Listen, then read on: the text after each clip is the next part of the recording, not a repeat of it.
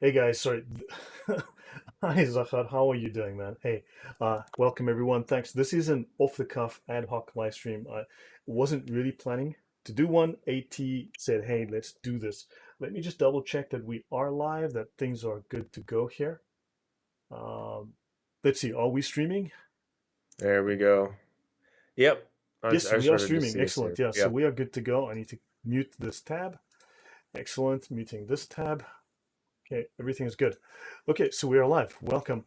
Welcome, guys. Yeah, the reason we're doing this is that, AT, why don't you please explain why we're doing this discussion about the Talmud? Well, I think there's a lot of misunderstanding regarding the Talmud, just in general, myself included. I'm not incredibly educated in it. A lot of people, there's a lot of information in the Talmud that can be misunderstood, misrepresented, and misapplied, either by people who are purposefully trying to misrepresent Judaism and what Judaism is and says, or by people who are mistaken, right? People who just don't understand the correct methodology of how to interpret certain texts. So, what I was thinking was kind of how there's like a math rule. Now, I'm really terrible at math, right? But if you have a big long math equation that includes parentheses, exponentials, multiplication, division, addition, subtraction, right? If you misapply the proper way of, in parentheses first, exponential second, third, fourth, fifth, you're not going to arrive to the correct conclusion, right? There's a Hmm. proper method to doing mathematics so that you're guaranteed to reach the appropriate outcome, right? The correct answer. The same thing is true when we read scripture. There's a methodology that we must use when we're reading the Bible, right? Is this book of the Bible written as poetry? Is it legalistic? Is it mythological in nature? Is it historical in nature?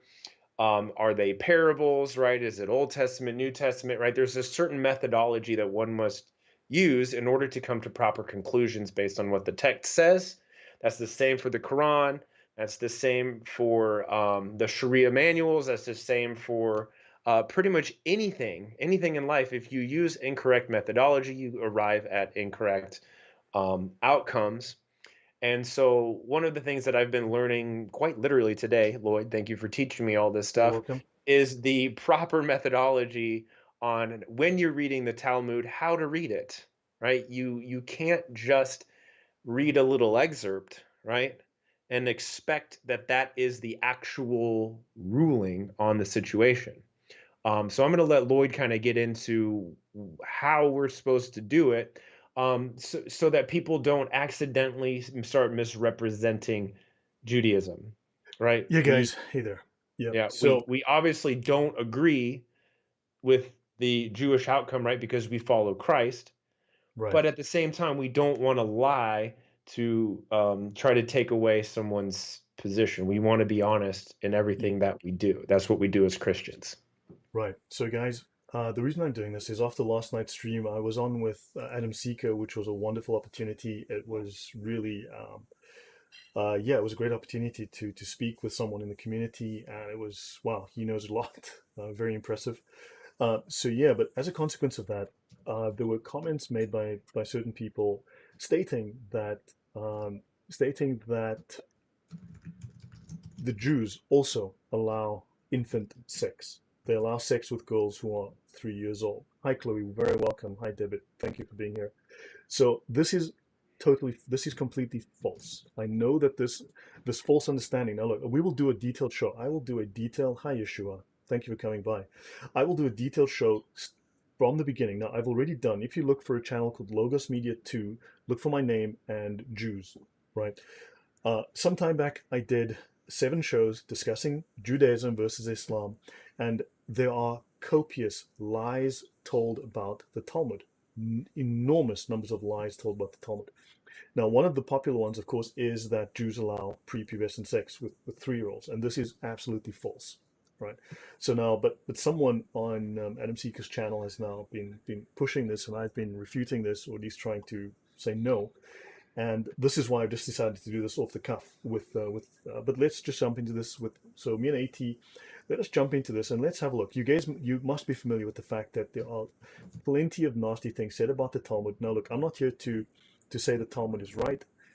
If we're going to criticize something, I'd like us to be rational. I'd like us to be reasonable. I'd like us to present a sound, truthful argument. And also, as Christians, we need to say, what was Jesus's criticism of the situation? Did he criticize all Jews? Did he call to hate the Jews? No. He criticized an ideology. He criticized a position by the Pharisees. He criticized the leadership. He didn't criticize all, right? And he himself was a Jew, right? Now, Mhm. certainly Jews don't worship Jesus because obviously they see that this was a separate new religion, and there was a lot of bad blood between Jews and Christians for a long time. By the same token, the Buddhists don't worship Jesus. Do we hate them? You know, so are we called to hate them? No. So understand, we don't hate Muslims either, right? But it seems to be okay amongst many Christians to hate Jews. So, but let's have a look. Let's start with where this problem started. So, hi, Dragon, how are you doing? How are you feeling? I'm very sorry to hear the news about your mother. So yeah, my condolences, and we're thinking of you. We're praying for you. So hang in there. Okay, I know what it's like. I went through that a few years ago. So you hang in there. Okay, so let me share my screen. So I'm just going to bring up the other screen. So um, this is Safaria.org, and we're going to look at Sanhedrin 59a. Now, do understand that Sanhedrin, so the Talmud is enormous and it is very difficult for people to understand. What is common is someone will take a very small snippet, like literally 5 words out of maybe 50 or 60 paragraphs, 20, 30 pages, and they will state this is a ruling. No, the Talmud does not work like the Sharia. The Sharia certainly plagiarized the Talmud. It certainly copied, but they didn't copy the law, the moral content. It copied the structure, right? And it inverted a lot of the rulings. So now, for instance, let's read this. This is where this started. So we'll start at the beginning. Rabbi Yohanan says, so you can see this is Sefaria.org, Sanhedrin 59a. Oh, good grief. Oh, now I just closed it. Why did I do that? Because you wanted to make this a lot more interesting than it had to be. So as you're looking that up, like Here it what is. was It's the back again. claim? What was the claim that our brother was making? The So the mistaken claim claim. is that a Gentile who reads the Torah must receive the death penalty by the Mm, Jews. So a Gentile, a non-Jew, Christians who read the Torah must be killed. This is the claim he made. So certainly, let's read it. Rabbi Yohanan says a Gentile who engages in Torah study is liable to receive the death penalty, as it is right. stated. So Yes? and that's where we stop, right? This is where we start to apply incorrect methodology. That's why our brother who's making these mistaken claims, that's why he's making that claim, right? He heard somebody say it, he went and checked it, and he checked it to the first semicolon, right? He didn't even go past that. Um, Yeah, and that was all the confirmation that he needed, but he doesn't understand the methodology. And Lloyd, I know you're going to show how when we yeah, read things, we should read the whole thing. And this is how we should do correct methodology. So go ahead, man. right. So, as it is stated, Moses commanded us a law, the Torah, an inheritance of the congregation of Jacob, taken from Deuteronomy 33:4, indicating that it is an inheritance for us and not for them. So that's Rabbi Yohanan, what he has just said. The very next paragraph says the Gemara challenges this statement. But if so, let the Tanna count as prohibition among the 7 Noahide laws. The Gemara explains, blah, blah, and it goes on, goes on, goes on. So now they go on. According to the one who says that the verse is referring to the Torah as betrothed, as the spelling of the Hebrew word for betrothed is similar to the word for inheritance, the punishment of a Gentile who studies Torah is like that of anyone who engages in intercourse with a betrothed young woman, which is execution by stoning. Oh man, this just gets worse. Right. So Let's it sounds again like what the guy is saying is correct, but he forgot to keep reading. Right. Now, the Gemara raises an objection to Rabbi Yohanan's statement. From a Baraita, Rabbi Meir would say, from where is it derived that even a Gentile who engages in Torah study is considered like a high priest? It is derived from that which is stated, you shall keep my statutes and my ordinances, which if a man does, he shall live by them. Leviticus 18:5. So the phrase, which if priests, Levites, and Israelites do, they shall live by them, is not stated, but rather a man. So if you keep my statutes and ordinances, which if a man does, and he's saying not the Jews, not the priests, not the Levites, not the Israelites, but a man, which indicates mankind in general. You have therefore learned that even a Gentile who engages in Torah study is considered like a high priest.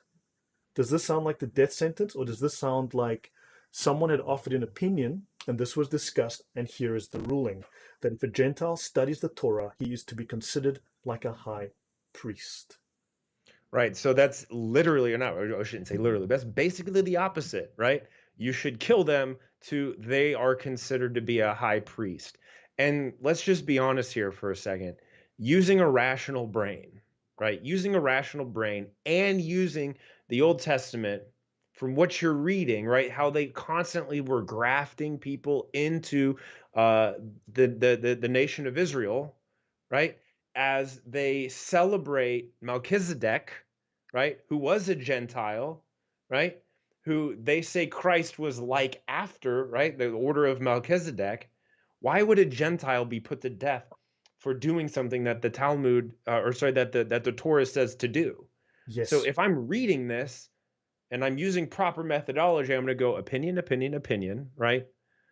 Let's see what the actual ruling is. So when you yeah, go through it all, right, when you use proper methodology and you use your brain, you come up with the proper interpretation of it, which is to say it's good for a Gentile to study the Torah. yes, yes. No, End of Sneakers story. Corner, welcome. Thank you for being here. So good to have you in the channel. And yes, guys, please support Chloe. She does fantastic work. Work's very important, so please do support her channel. So do you see that now? There is a very strong difference between Talmud and Sharia.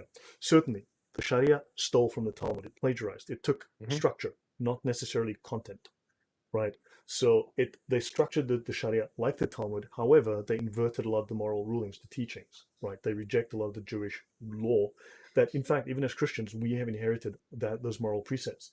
So Correct. understand the Talmud is a series of discussions. It is a series of speculations. It is a series of legal problems that are presented. And then students have to discuss. The rabbis debate. But also, in many cases, there is no ruling given. There is not even a conclusion. It just cuts off. In other cases, hey, thank you, Sneakers. No, really, really wonderful to see you. Thank you.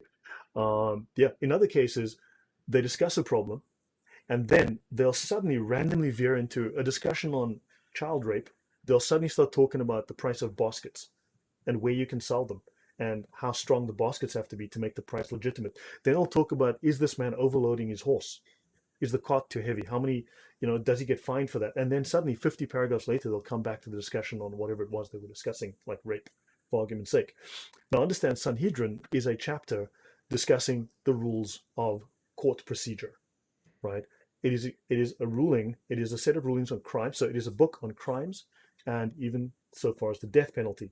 For instance, Sanhedrin 76a, now the same person that we're discussing is telling me that Sanhedrin 76a allows child sex. In other words, that Jews allow sex with 3-year-olds. Now, we've discussed this before. I'm not going to go, this was off the cuff, so I'm going to go through a bunch of rulings today. But understand the Ten Commandments says, thou shalt not commit sexual immorality. If you Hmm. read it the way it's properly written in the old context, thou shalt not commit sexual immorality, which includes it is illegal because I will just bring this up. Um, Actually, let me just bring this up. Sex and marriage in the Talmud. I first want to show you this. This Jew haters, and unfortunately this includes Christians who hate Jews, will routinely tell you that the Talmud allows sex with little girls. It absolutely does not. And I will do a show on that in detail. I've done about 22 or 24 hours of shows on a different channel, but it says very bluntly, at least 4 times in the Talmud that I found, the seduction of a minor girl is considered rape. That is the ruling. The Hmm. discussion, the discussion that a priest, now it is specific to a priest, may marry a girl who's 3 years and 1 day old. Well, unfortunately, yes, it does say that. But then when you read the rest of it, it says if a girl in Jewish law, if a girl is 3 years old or younger and she has been molested, she is still considered pure. This does not affect her virginity, and it is required for a priest in Jewish law to marry a girl who is a virgin. She must be a virgin. So when she's 18 and she's legal to get married, he can marry her. If she's 3 years and 1 day old, she has passed into a different legal state. She's in a different age category. And Hmm. then molestation counts against her. And unfortunately, it's not her sin, but she's not considered pure according to the Jewish law. A priest may not marry a girl who was molested after the age of 3 years and 1 day. So it doesn't mean that he can marry a 3-year-old. It means that if she was molested, so unfortunately, the Talmud talks in shortcuts, and I can do, and I have done an entire show on this, but the ruling is the seduction of a minor girl is considered rape. Very clear. Right. So your thoughts, AT? Well, and again, I'm going back to the methodology that our brother who unfortunately, hopefully his motives are not impure. I'm hoping the best for why he's saying what he's saying in that comment section there, and that he's just mistaken. He's just applying an improper methodology. Now, if he continues to do it after he's been corrected, then that's going to imply that his motivation is more malicious in nature as opposed to seeking for what the truth actually is of the situation. So it makes sense, right? Seducing a minor is always rape. Everybody understands that. That's logical. Okay. um Right. it, when it comes to priesthood, right, priests are it's a very strict ruling for the priests in Judaism what is considered to be clean and unclean. It doesn't necessarily mean sinful and righteous, it just means clean and unclean. You can be unclean and righteous at the same time, right? Yeah. So when they say that if the girl has been raped before 3 years and 1 day, then when that girl is ready, like you said, to be married, she is considered legal for a A priest. priest. Now, if she was raped at 3 years and 1 day or later, she becomes ceremonially unclean for the priest. The priest won't be able to marry her, but that doesn't mean she's off limits or banished or sinful or anything Correct. like that. She can marry anyone else Yeah. whom she chooses. Besides, we're talking about Jewish law that expired more than 2,000 years ago. Hmm. This is not today's law. The Sharia is today's law, right? So, yeah. So, um, so moving on. So I want to bring you guys to my little chapter on lies about the Talmud. Now, I'm going to just pick through some of these, but there was a major source. Now, there are numerous sources, for instance, but I'll go through one by one. Okay. So here's a quote by Wittgenstein or Stein. One thinks that one is tracing the outline of the thing's nature over and over again, and one is merely tracing around the frame through which we look at it, and that is bias. Now, in 1892, a book was written called The Talmud Unmasked, The Secret Rabbinical Teachings Concerning Christians by a defrocked Catholic priest called I.B. Pranaitis. This eventually went to court, and it turns out this guy was a pretty bad guy. Okay, he was not in a good way. But let's have a look at the book and see what was in this book. So, for instance, this chapter that we're linking to here in this book called The Talmud Unmasked, harm must be done to the work of Christians. Now, these are claims, and most of these are fabricated. They are literally just made up. The balance are paraphrases of existing passages, but they've literally just lifted a couple of words entirely out of context, or literally paraphrased and rewritten some of these. So harm must be done to the work of Christians. Christians must not be told if they paid too much to a Jew. The property of Christians must not be returned to them. Understand? We're going to have a look at this. What? Okay, so understand, Christians may be defrauded. Now, these are all true in Islam. Actually, this is not true within Judaism. Okay, so let's continue. So let's have a look at what I'm covering here today. So now I'm going to skip forward. So I'm going to skip forward because I'm not planning to do an entire show on this. I just want to go through a handful of things, right? So we've seen this now, that a Gentile engaged in Torah is considered like a high priest. I'm just going to jump through. So there are many, many common claims made. Let's jump through. Let's start here. If a Jew finds an object lost by a goy, it does not have to be returned. Baba Metzia 24a. Right, now let's have a look. This is the claim. Thank you, Sneakers. Yeah, I spent 3 months reading the Talmud for a series of shows that I did online with another channel. It was a lot of reading. I said it was a huge amount of reading, and resolution is difficult to see. Okay, I'm going to try and zoom in a bit more. This is hopefully that's a little bit better. Let me see if I can zoom in a fraction more here for you. Oops.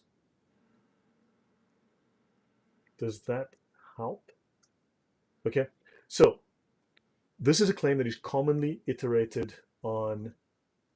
So, in the case of one who finds a lost item in a main thoroughfare or a large plaza or in any place where the multitudes are found, these items belong to the one who found them due to the fact that the owner despairs of their recovery.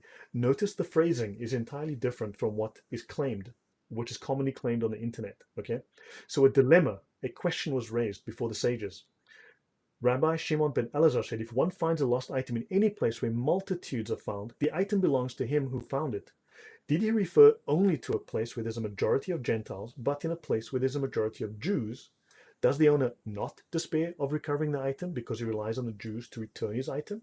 Or perhaps, even in a place where there is a majority of Jews, he also says that the item belongs to the one who found it. So the Talmud has a series of legal questions that are postulated. Students have to then reply, or the rabbis pose a question and then they test the law. Is their Hmm. law thorough enough to deal with these circumstances? And if you say that even in a place where there is a majority of Jews, he also said that the item belongs to the one who found it. Do the rabbis disagree or do they not disagree? So, in the case of one who finds coins in synagogues and study halls or in any place where multitudes are found, these coins belong to him due to the fact that the owner despairs of their recovery. If there is no chance of finding the owner and the place is crowded, whatever you find, it is yours, and will continue. It also states that even in a place where there's a multitude of Jews, or places where only Jews will gather, if a Jew finds that, keep it, because there's no chance of finding the owner. There is no indication of theft, and we will get to a discussion on theft. AT, your thoughts? Sorry, I was in the chat here. What I was thinking about this, again, is it's proper methodology, and I'm just gonna keep repeating that for the most part. Is you're teaching us how to read this, how to look into it, and how to come to proper conclusions, and that's Right. all. That's all that this is. So, conclude that Rabbi Shimon ben Elazar holds that a lost item belongs to the finder even in a place where there is a majority of Jews, as synagogues and study halls are places frequented exclusively by Jews. So the Hmm. Jews are saying if you find something if you find a $10 bill in Times Square, you don't know whose this is. There's no way to get it back to the owner. Keep it. So even in a place where the majority of people are Jews, it's yours, even if you're a Jew. There is no slight towards non-Jews here, right? Hmm. There is no slight towards non-Jews. So people have deliberately misquoted what is going on. And this is a short extract of a very long passage. These conversations go on for 50, 60, 100, 200 paragraphs. I'm Yeah, only and a lot quoting a of little it. bit of it. Sorry? I was just gonna say, and a lot of it is kind of like the rabbis are almost playing devil's advocate, Okay, right? They're gonna yes. make a statement that you're gonna if a good student hears this statement, they're gonna go, "There's something not right about this. Let me find a way to overcome this and use the Torah as a way to say no, that's actually not true." Right. Am I understanding that right? Do they kind of use that kind of It's called methodology? the name they give it a name. I can't remember the Jewish name right now, but it's called peppering. Peppering. They have Okay. so it's a method for attacking a point from every angle to see if they can find a weakness in it. These were jurists, these were lawyers. They had to test the law, so they had a Mm. specific process for doing this. Yeah. So now another scholar speaks up and says, "I reject the proof." Now someone else gives an opinion. These are opinions. These are not rulings. Not always, rarely do they actually have a ruling. Usually it's just a discussion, like let's argue about this, because there's a famous proverb. Okay, when you have two Jews, you have three opinions. Okay, so we are dealing with a case where the coins are scattered and there is no distinguishing mark on them, so you cannot find the owner.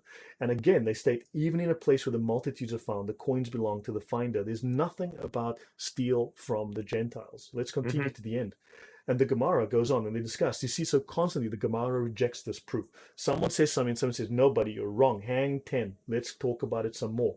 And then the Gemara rejects the next explanation. And then the guy says, rather, the Mishnah is in accordance with the opinion of Rabbi Shimon ben Elazar. So some guy just disagreed with him, and some dude says, no, no, no, no, no.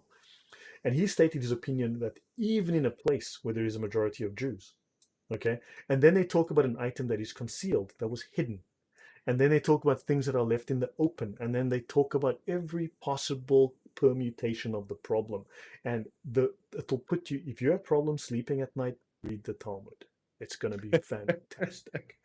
So now it says here, Where do we nevertheless, read about Solomon talking to ants? Is that the okay, Mishnah? it belongs to the finder because the owner despaired of recovering a barrel misplaced in a public area. So even with regard to a place where there is a majority of Jews, now I want to end off this particular section. The Mishnah teaches if a Jew has stolen something, so with regard, and this refers to Jews now, with regard to one who left a stolen item to his children, if there was something that may serve as a legal guarantee of a loan, the heirs are obligated to pay the owner back. Hmm. It refers even to a cow that the family plows with or a donkey that they drive, which the heirs are obligated to return.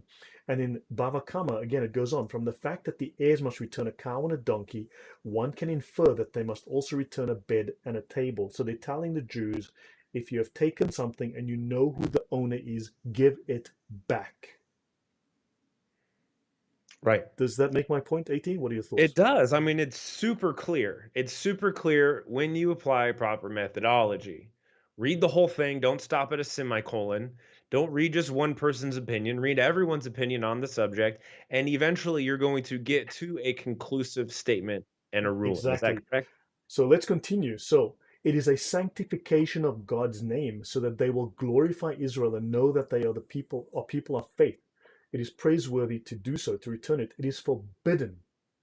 Okay? It is a desecration, keeping lost property. Wow, thank you very much, Trey Ronnie. Thank you. Wow, you just subscribed. Appreciate it.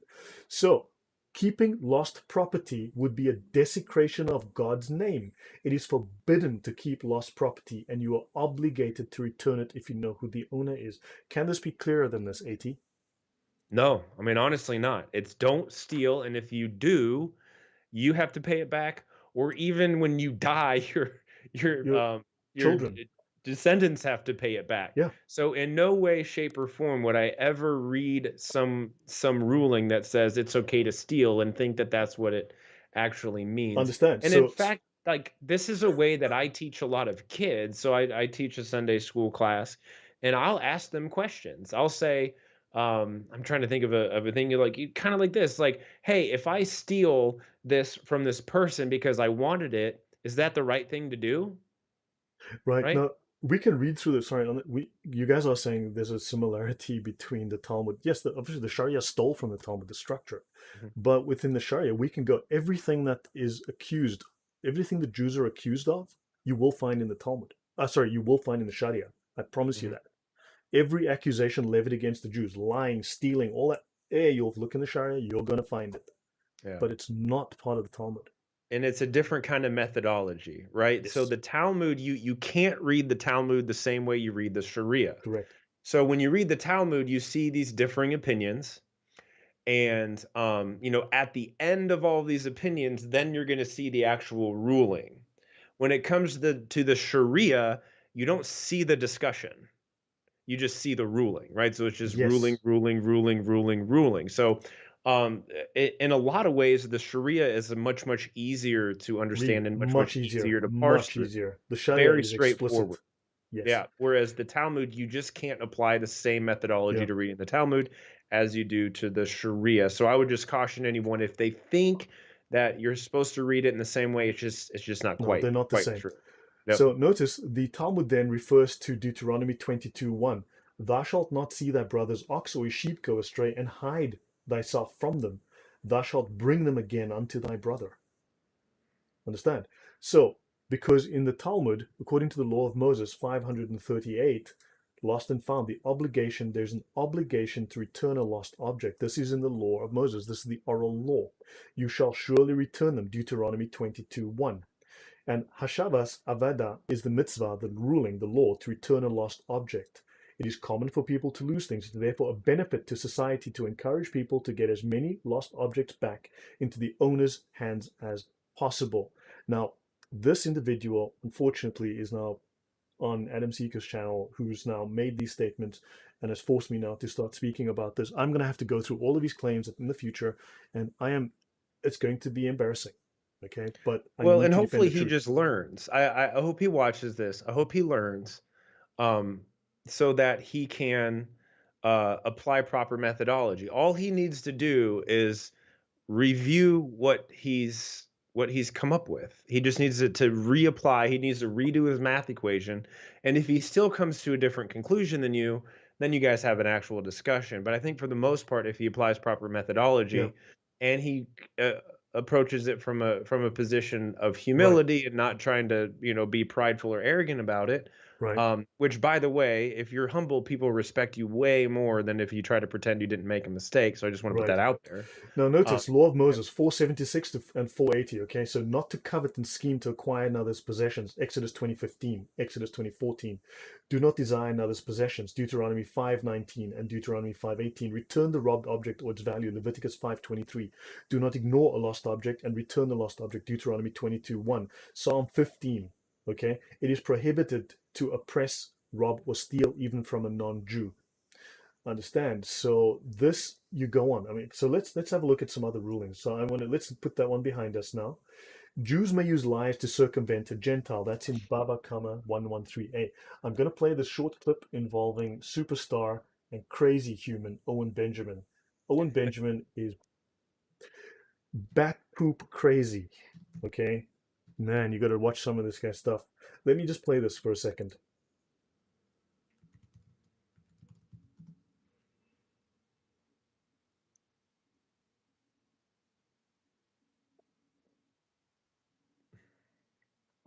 You guys aren't hearing this, right? It's not coming through. Good grief. The audio. Give me 1 second. Great. Why is it doing this to me? Default. do you want to do a session of like bad lip Circumvent a syncing where we just There it say is. what It's you coming through say? now. I've just fixed it. So guys, let's play this. What have they're not people are like, oh no, oh, and if you think that they have to tell the truth, you have to understand that in the Talmud, the Jews say, let me quote it: Jews may use lies to circumvent a Gentile. That's in Baba Kama 113a. You just heard Owen Benjamin say, if you think that I have to tell the truth, you have to understand that in the Talmud they say, let me quote it. Let me quote it, he says, right? He says, Jews may use lies to circumvent a Gentile. That's in Bava Kama 113a. He quoted nothing. He quoted a guy who lied to him on the internet. Okay? Let's go to Bava Kama. Let's have a look and see how misinformed, dishonest, and, and unfortunately, he's just lied to hundreds of thousands of people and taught them falsehood. The Gemara, Rabbi blah blah says the Mishnah is discussing a customs collector who does not have a limitation placed by the governor on the amount he may collect. So this tax collector has not been given orders to state, look, you have to tax people only to so much, and he collects as he pleases. In other words, this is a dishonest government person who is robbing people and sticking the money in his pocket. Alternatively, the sages of the school of Rabbi Yanai said the Mishnah is discussing a customs collector who stands on his own. He was not appointed by the government, but he forces people to give him money. I don't recall Owen Benjamin mentioning that. Do you, AT? No, no, he just wanted to put his own spin on it, right? Right. So, in other words, the tax collector is now going to the Jews and he's robbing them. He's stealing from them with force and coercion. And the Jews are saying, I don't have any money. Sorry, buddy. Now, if you were being robbed by someone who is lying to you and robbing you, what are you going to do? You're going to say, yeah, buddy, take my house, take everything. No, you will not. Understand? The specific instance is you are being robbed. What do? Do you allow this man to rob you blind? Did you say, sorry, I don't have money? Okay. There was a question that just came in. So, Lloyd, why would Muhammad want the same law when he tried to keep? He wanted legitimacy. He wanted to be recognized as a true prophet of Israel. He wanted Hmm. to be recognized as the last prophet. He wanted to be recognized as the brother of Jesus, right? He wanted the respect of the Jews, and unfortunately, He did not. So therefore, he ultimately then turned on the Jews. He turned on the Christians because they would not recognize him. He wanted the same authority in many ways. He stole. That's why they plagiarized the Talmud. They copied the Hmm. structure, but they didn't copy the spirit of the Talmud, the spirit of the New Testament and the Old Testament. Look, I'm not defending the Talmud. There are certainly problems with it. You read it and you go like, you'll scratch your head a lot. I promise you that. Hmm. You'll, but if we're going to criticize it, let us be honest. Let us be rational and truthful about it. Okay. So let's continue. Okay. Now, even this, despite that ruling we've just seen, now there's a discussion that happens. There are those who teach the statements of Rabbi Hanina and says one may vow before murderers, plunderers, and customs collectors in order to reinforce the claim that a certain item that is being commandeered is teruma, a gift, in other words, or that it belongs to the king's house. So in other words, if something was given to you as a gift, it was not taxable. All right, that's what they mean by teruma. Okay, and thereby you can avoid its seizure, despite the fact that it is not teruma, that is not a gift, or that it does not belong to the king's house. So now they're saying, can we lie about this? And someone's saying, no, maybe you can't lie about it. So it was asked, can it be that it's permitted to pronounce such a vow before customs collected? And then someone said, but doesn't Rabbi Shmuel say, the law of the kingdom is the law? It should therefore be prohibited to state such a vow before tax collectors. So therefore, follow the law even if you are being robbed by someone who's being dishonest, because it's the law of the land, and obey the law of the land regardless of the consequences. Should I Right, pause there and for a moment? Jesus talks a lot about that, right? He talks a lot about the tax collectors, right? He associates them with tax collectors, sinners, all those kinds of things, but he doesn't say Jewish people don't follow the law even if you're being robbed, right? There's still he still says to follow the law. And The I'm law, not saying that Jesus followed the Talmud or anything like that. I'm not saying that, but what I'm saying is there's certain principles that apply to this that he uses right? that this there's a million reasons not to become Jewish in the sense of following the Yeah, religion, but we have to do this from an honest perspective. perspective. Now let's continue. Let's actually get to the final ruling in Bava Kama 113a, paragraph 21. Rabbi Ashi says the Mishnah issues its ruling. It actually issues a ruling. Good grief, we actually have a ruling with regard to a Gentile customs collector whom one may deceive. Oh boy, that sounds bad, as it is taught in the Baraita. In the case of a Jew and a Gentile who approach the court for judgment in a legal dispute, if you can vindicate the Jew under Jewish law, vindicate him and say to the Gentile, this is our law. If the Jew can be vindicated under Gentile law, vindicate the Jew and say to the Gentile, this is your law. And if it is not possible to vindicate the Jew under either system of law, approach the case circuitously, seeking a justification to vindicate the Jew. This is the statement of Rabbi Yishmael. And then the senior rabbi gives his final ruling. Rabbi Akiva disagrees and says one does not approach the case circuitously in order to vindicate the Jew due to the sanctification of God's name, as God's name will be desecrated if the Jewish judge employs dishonest means. Is that clear? Yeah. Crystal. Conan, laughing my ass off. Imagine defending the Jew. He says, Conan, imagine lying like a lying liar that you are, because I am simply presenting the truth with the links, with the facts. You, first of all, are a coward. You are a liar. You are too frightened and too scared to face me even to discuss your pech. Your Kido prophet made sunnah, and this sunnah is now in your sharia, your fiqh. It is your law. You support pedophilia, buddy, and you are too afraid to let me read this to you and discuss it with me because you are a coward. Allah thinks that you are worth 1/3 of a woman, okay? He told me that he deliberately gave you panties one size too small because you're such a coward. I So, tend to agree with Lloyd. I yeah, I do tend to actually. agree with myself a lot too. So, yeah. Now, so people like him will lie about the Jews, and unfortunately, many quote unquote Christians will lie about the Jew. Yeah. Sinclair's Law, what is that? Yeah, okay, welcome. Thank you. So, guys, so understand, is this clear? You do not, the Jews are saying follow the law even if it is prejudiced against you, and you do not lie in court. Do you understand? This is the final ruling. So Hmm. understand, Lloyd has no leg. Alonzo, You are off topic. Now you will remain on topic. You agreed to meet with me. You agreed to meet with Ask to discuss the Sharia. You ran away. You haven't been back. You are a coward as well. You are Both. also worth one third of a woman. In fact, you're probably worth one third of a puppy because that's what you are. Okay. The Bible teaches minor marriages. No, it does not. But the Sharia law, you've seen those laws that we've presented. It explicitly, your law explicitly allows pedo because you had a pedo prophet. Let's be blunt about that. Okay. Prove me wrong. Quote your fiqh. But you know what? First of all, you are ignorant of the fiqh. I know much more about it than you do. I am far more educated about you than of your own deen. Two, you are too weak to face me. You know I'm right.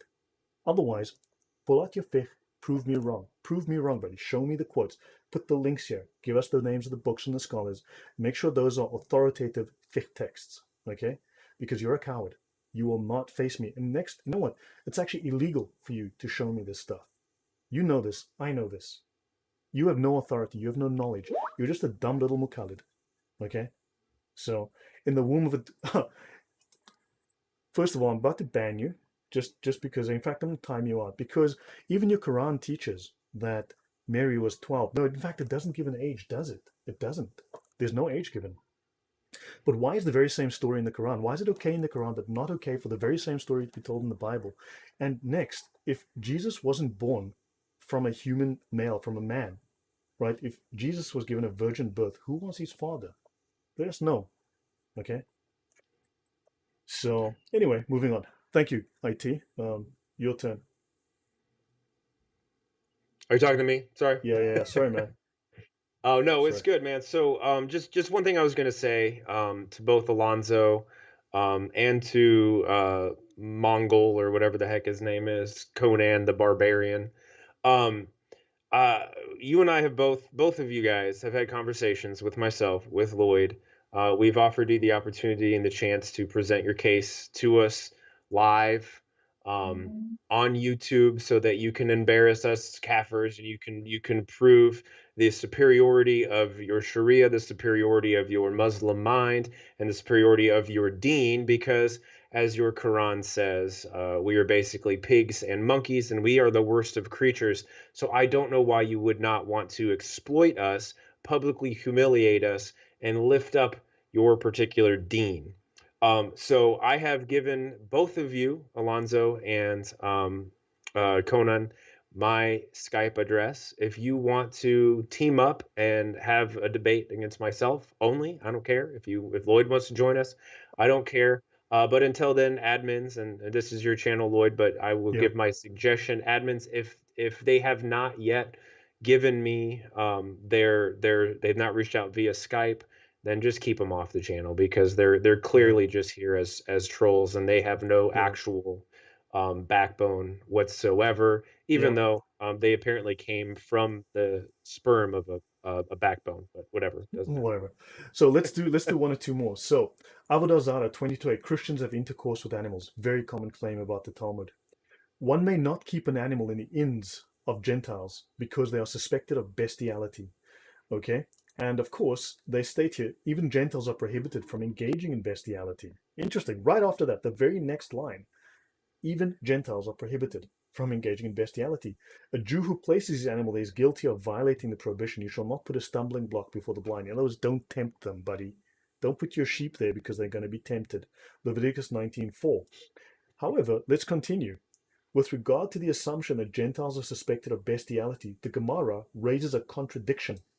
One may purchase an animal from Gentiles for use as an offering, and there is no concern that it might be unfit due to it being an animal that copulated with a person, or due to being an animal that was the object of bestiality, or due to it having been set aside for idol worship. A Gentile protects and thereby spares his own animal so that it will not become barren. Since an act of bestiality may cause an animal to become barren, there is no concern that the Gentile engaged in immoral behavior with it. This again, the Talmud refutes itself. Questions are posed, and then the ruling is given. Mhm. So, does this make it clear? Am I wrong here? Am I biased? Am I misrepresenting? No, there's absolutely no misrepresentation. So what an honest person would do and what an honest person would say if they're bringing this up, they would say that the Mishnah of whatever person was that you read at first, the Mishnah of this particular rabbi says blank, blank, blank, and that's disgusting, right? And that's an honest thing to say. But then you need to also say, but however, that's in a minority position. This greater rabbi or sage or whoever, they came along and they made this an actual ruling and not just an opinion. So it goes back to methodology, and that's how we have to apply anything to anything. So Right. there you go. Yeah. So guys, I mean, I'll just go back here. So I just want to do a few of these to discuss this issue. Hi, Marek. Welcome. You're a bit late. So understand, there is no, we look. I will do a show. I'll do an entire show, detailed, very detailed show, discussing the Talmudic rulings on children, on adults, and the different. They've got about 7 different age brackets that you're placed in, from 0 to 3 years old, 3 years and 1 day, up to 7, I think, and then 7 to 9, and then 9 to 12, 12 to 16, 16 to 18, 18 to 22, something like that. They've got these, and Brackets. they've got these age brackets, and then they've got very distinct legal distinctions between what is a proposal, what is a betrothal, what is a marriage, what is consummation. There's all these steps, and these words have very legally defined meanings. So marriage doesn't mean consummation, right? Proposal doesn't mean marriage, okay? Betrothal doesn't mean marriage. So for instance, give you one simple example. A girl could be betrothed at the age of 3. That simply means that her father has promised that she will marry someone else when she's of age. Okay, that is not a marriage. That is simply an offer of marriage. Okay, Mhm. but there's a lot of complex rules around this, and the way that women are treated in Judaism and within the Jewish law is very different to the Sharia. Women are treated with huge respect, great Mhm. respect.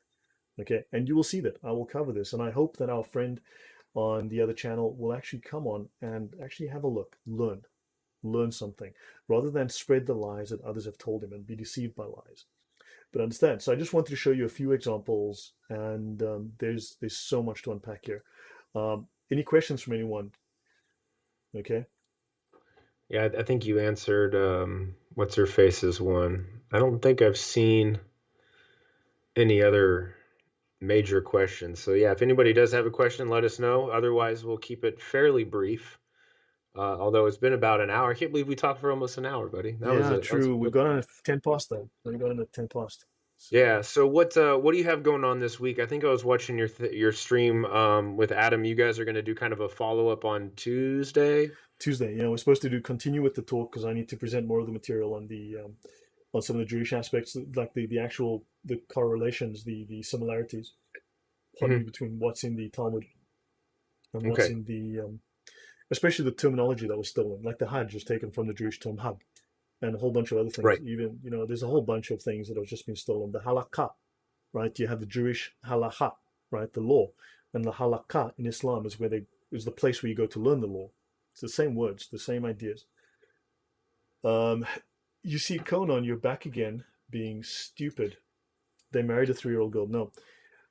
No, Yeah. And no, you have no. We given just, me 0 yeah, Conan, email messages, so just go in and ban them, guys. no, just put him in timeout for the time being. I've stuck him in timeout, you know.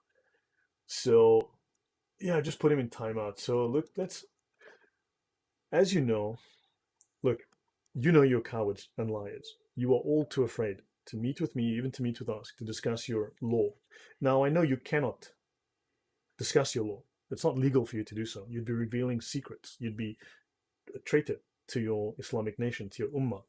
That's in the Sharia law. However, yeah, so that leaves us with a small problem, doesn't it? That leaves us. So if you are unable, if you are too weak, if you are too ignorant, please bring me someone who's an actual scholar. Go get your imam, Hmm. okay? And if you need to go cry on their shoulder, maybe then bring your imama, whatever, you know, assuming that they wear panties too. And in fact, bring someone who wears big gold panties, Conan. Big gold panties. Find someone in your group that does that, and see if they're willing to talk to me. Anyway, so yeah, Tuesday I will be online. Sorry guys, I'm really upset about some of this stuff because this is really, I mean, this kind of lies. These are not good. That they creates hatred against people that is just unjustified. No, I Show the agree. part. Um, I've done that before. So they're not allowed to reveal. So it's within the reliance of the traveler. There's a section, I think it's R3, R7. They're not allowed to reveal any books that contain Islamic material to us unless we are willing to convert, unless it's for the purpose of actual conversion. And two, they're not allowed to reveal the secrets of the Muslims. There's a third prohibition that's also given. I can't remember what it is right now, but Mhm. they're not allowed to reveal the secrets. So, or the weaknesses. Search for the word weaknesses in the reliance. You'll find that reference. I've covered it before, and I need to discuss it maybe again in the future. But they are of the too lower level. They are of too lower level. This is reserved Mhm. for their ulama. They're not allowed to. Right. And actually I'm pretty sure your live stream yesterday on with Adam, you Yeah, guys went into all that. You did a really good job at kind of breaking stuff down. Now, it's a long, if you guys haven't seen it, it was like 2 hours and something minutes long yeah, chat, but it was phenomenal, packed full of great information, which is about I would say 1/22 of all the information that Lloyd knows about the Sharia laws. But it's a really good introductory course to kind of understanding why the Sharia is important, understanding why Muslims don't talk about it, whether it's because they're prohibited from doing it or because these particular Muslims have not reached a level worthy enough for them to actually have access to learning these types of stuff. But luckily, due to the internet, and we live obviously in the information age, we Kafirs have access to English translations of their stuff, so we can read it. You can also read it yourself, and that's what Lloyd has painstakingly done. Like you saw the work that he did with the Talmud, that was like a weekend hobby for him. What he's done with the Sharia has been a lifetime hobby of his. yeah. And so So if you saw that, if you thought that was impressive information, you have no idea. yeah, this falls into a section P74.0, and there's a section called R7 or R3. I'm not sure which exactly. But spying on the Muslims and revealing their weaknesses. What we are doing by reading the Sharia is spying on the Muslims and revealing their weaknesses, but this also means their secrets. Understand? But notice that also not loving the Prophet more than all people is a type of envy. We are guilty of Muhammad. Sorry, we're envious. Sorry, my bad. We are envious. But notice I Muslims are don't want to required. be guilty of Muhammad. Sorry, we Never are do I want to envious. be guilty Sorry, of yeah, my bad. My apologies. But also not loving the Prophet more than all people. See, we are guilty of this. Sorry, we are guilty of not loving Muhammad. We are envious of him. And Muhammad. Muslims are required to love Muhammad more than all people, more than your mother, your father, your children, your wife. You are required to. But it Understand? doesn't say anything about loving Allah more than all people. Are Isn't you that supposed to? fascinating? That is Isn't that fascinating. fascinating? Thou shalt Hmm. love the Lord your Muhammad with all thy heart and all thy strength. Spying on the Muslims and revealing their weaknesses. So P74.1. Mhm. So if someone's spying entails undermining Islam and its people, and we are undermining Islam and its people, then he's one Mhm. of those who strive for corruption in the land, and he is subject to death. So also now remember there was a line above there called acquiescing to disobedience. In other words, they will be assisting in disobedience. They will be giving us the material to be disobedient towards Muhammad, disobedient towards Allah, and to undermine Islam and its people. So therefore, this is treason under the Sharia. Mm. You know what I was thinking as we were kind of doing a comparison between the Talmud and Yeah, the Sharia, right? So it's like the Muslims were reading through the Talmud. They're hearing these kind of rhetorical types of questions asked, right? Almost like the devil's advocate thing, and they don't align with what a lot of times the Talmud says. Where the Talmud says like don't steal or all that kind of stuff. They go with the worst one. They go, no, we like that one. That's the one that we're going to put into our Sharia. So it's almost yeah, as if you read the Talmud and you pick like the by far and away the worst possible answer. That's the one that ends up in the Sharia. yeah, exactly. So there's another ruling. I can try and find it. Blah blah blah. That's one thing I hate about. Man, these books are so big, and then the search function just takes you like a billion years to go through stuff. I've started making an index of the actual page and reference where everything is to help me along here because 29, 31, 33, Talakat. And I'm gonna show you one of the others. There's a third one, and I always forget the third one. Good grief. Anyway, there's a ruling that states that they may not share any Islamic material with us. It is not Mhm. legal for them to do so. so that we do not learn. And the only thing that they may share is what will allow them to proselytize to us and bring us to conversion. Otherwise, no. But also, they are too junior to do actually know anything and do anything. Hmm. So yeah, guys, I think I should probably we can wrap it up here. Are there any more questions?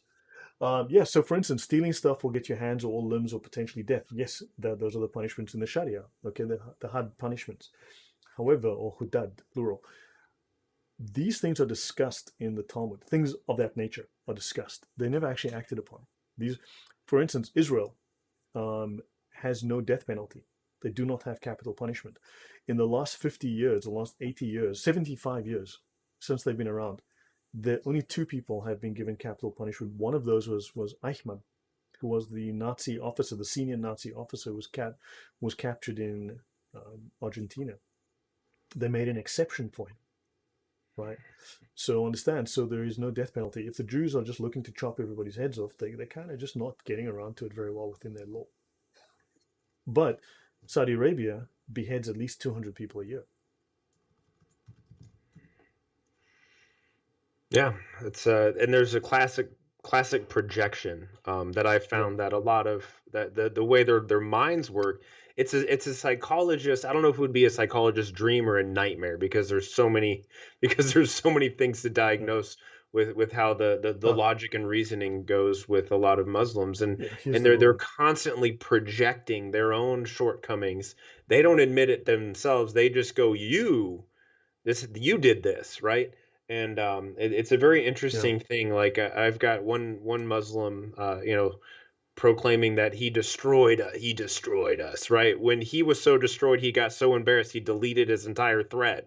yeah. But yet, Multiple threads, multiple comments. right? But yet he thinks in his mind, he just projects that. He goes, "Wow, I was made such a fool." But instead of saying I was a fool, he just says you were a fool Yeah. instead of So admitting. here's Yeah, the go other ahead. ruling. I can't remember. I always forget the third ruling. But if a Quran is purchased for someone, it is obligatory that the person be Muslim. The same is true of books of Hadith and books containing the words and deeds of the early Muslims. Quran means any work that contains some of the Quran, even a slight amount. This ruling Hmm. holds for any religious books, even and the Tabaqat of Sharani is a series of biographies of Muslim scholars and the companions of early scholars Hmm. of early scholars of Islam and early companions of Islam. So this is just a biography, and it's illegal. Yahweh, ask truth. Thanks, guys.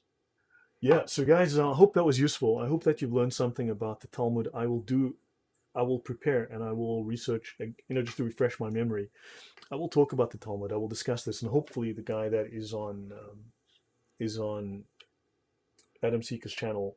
Hopefully, he will actually listen with an open mind, right? And unfortunately, he is wrong.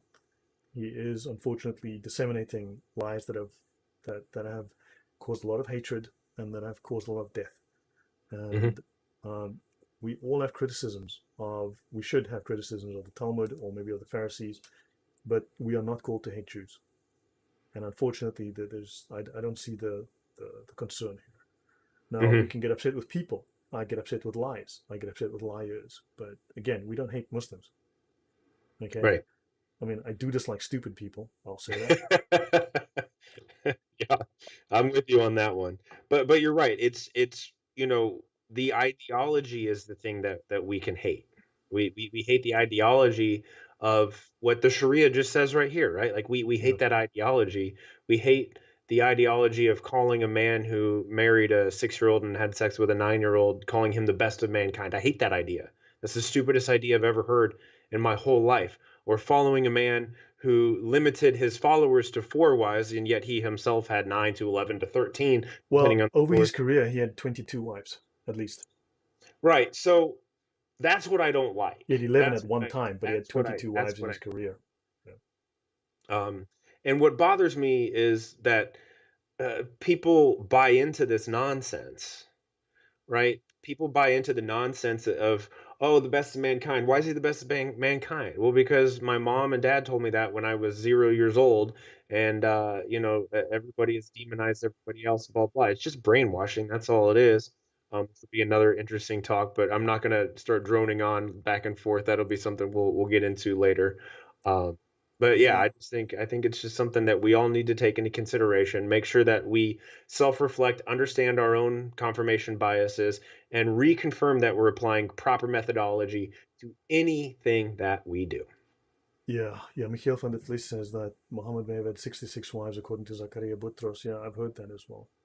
So, guys, that's it from me for tonight. This was, I think, thank you, AT, for joining us. This was, I Yeah, think, thanks hopefully for was having me. enlightening and interesting to everyone. Hmm. Appreciate the input. So, guys, please be very careful when you start to listen to things about the Talmud. Me and my friend at one time, we researched over 100, okay, or at least approximately 100 of these claims, researched them in depth. Only one was legitimate. And this one wasn't even anything that was particularly, I think, bad. But all of these things were misrepresented or just outright total fabrications. Hmm. Okay. And yeah, so hopefully you've seen that this is not the case, right? So hopefully that's educated you. And guys, so I will see you on Tuesday. I'll be on Adam Seeker's channel. And yeah, and then 18 I will be on next Sunday. We'll prepare something, and I might do something prior to that because I'm really thinking I need to maybe do some discussions on other topics that I want to get to. So yeah, guys, I think that's it. If there's no other any questions, hey, thank you, Yeshua Yahweh, much appreciated. Hope that was thank you. Yeah, unfortunately, the Islamic world is highly inbred. That is true. But guys, let us call it. Thank you, Chloe. Thank you, everyone, for being here. Much appreciated. And we shall see you next time. Have a wonderful week, guys. Stay safe. Keep well. See you all soon. Thank you and bye. See you guys. God bless.